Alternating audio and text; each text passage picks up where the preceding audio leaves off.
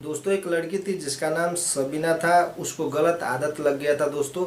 वो call girl का काम करती थी और पैसे कमाने का उसको इतना भूत सवार हो गया था। इस चक्कर में वो गलत लाइन पकड़ ली थी।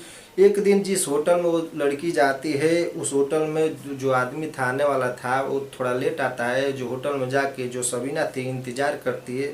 जो आदमी आता है वो आदमी को देख के जो सबीना होती है वो बेहोश हो जाती है। उस आदमी को देख के जो आदमी होता है वो कौन था, पूरी घटना जानने के लिए दोस्तों वीडियो लास्ट तक देखेंगे तभी आपको पूरी घटना के बारे में जानकारी मिल जाएगी। नमस्कार दोस्तों, स्वागत करता हूँ आप सभी का एक नई वीडियो में। मैं हूँ मनोज। दोस्तों ये घटना आपको बता दूँ पश्चिमी बंगाल की थी। पश्चिम बंगाल का एक कॉलोनी में एक छोटा सा परिवार रहता था, जिस परिवार में एक बेटी थी और एक बेटा था। जो सबीना थी उसकी माँ की डेट बहुत पहले हो चुकी थी। जो सबीना थी 12वीं कक्षा में पढ़ती थी। उसका एक सपना था कि आगे चल के मैं एक एक्टर बनूंगी, फिल्म दुनिया में काम करूंगी।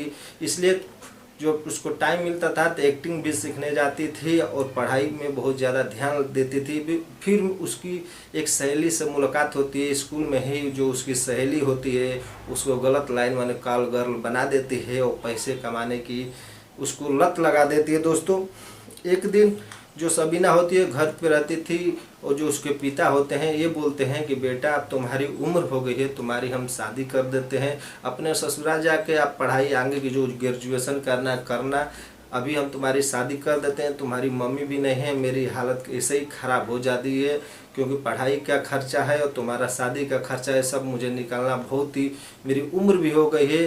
बेटी तुम समझ ही सकती हो, बहुत पढ़ी लिखी हो, तुमको तो सब समझ ही आ रहा होगा मैं कहना क्या चाहता हूँ। जो सबीना होती है वो मान जाती है, बोलती है ठीक है पिताजी मेरी आप शादी कर दीजिए, मैं अपने ससुराल से जाके पढ़ूंगी और अपना जो एक्टिंग का अपना कोर्स है वो भी वहाँ से करूँगी।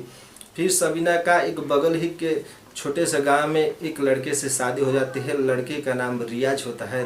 जो लड़का होता है वो भी खुशमिजाज होता है। वो भी गलत लाइन में पहले से उसका चक्कर ही था कि गलत लाइन ज्वाइन कर चुका था।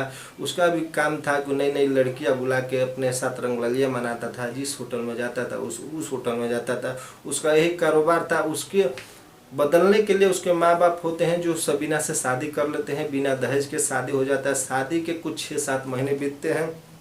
एक दिन जो रियाज होता है अपने एक दोस्त को फ़ोन करता है। फ़ोन करके ये बोलता है कि दोस्त एक लड़की का मेरा नंबर चाहिए, मुझे अब बीबी से बोर हो चुका हूँ, आज मुझे किसी होटल में एक लड़की का इंतज़ाम कर दो। जो उसका दोस्त होता है रियाज का एक लड़की को फ़ोन करता है और लड़की जो होती है वो सबीना का नंबर उसको रियाज को दे देती है। फिर रियाज उसको फ़ोन करता है, वो होटल का नाम बताता है और कमरा नंबर बताता है। जो सबीना होती है अपने सास ससुर और अपने पति से ये बोल के जाती है कि मुझे कुछ मार्केट में शॉपिंग करना है, मैं मार्केट जा रही हूँ, एक काम करो खाना बना के रख दिया हूँ, खा लो। फिर वो रियाज होता है ये भी बोलता है कि मुझे भी कहीं बाहर जाना है, ठीक है जाओ तुम जल्दी आ जाना क्योंकि मुझे बाहर निकलना है।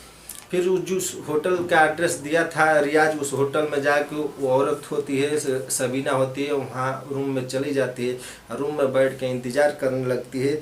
कुछ घंटे के बाद जो रियाज होता है वहाँ पहुँचता है। पहुँचने के बाद जैसे दरवाज़ा खोलता है बेड पर बैठी सबीना को देख वो हवास हो जाता है। उसके होश उड़ जाते हैं और सोचने पर मजबूर हो जाता है कि मेरे साथ ऐसा कैसे हो गया।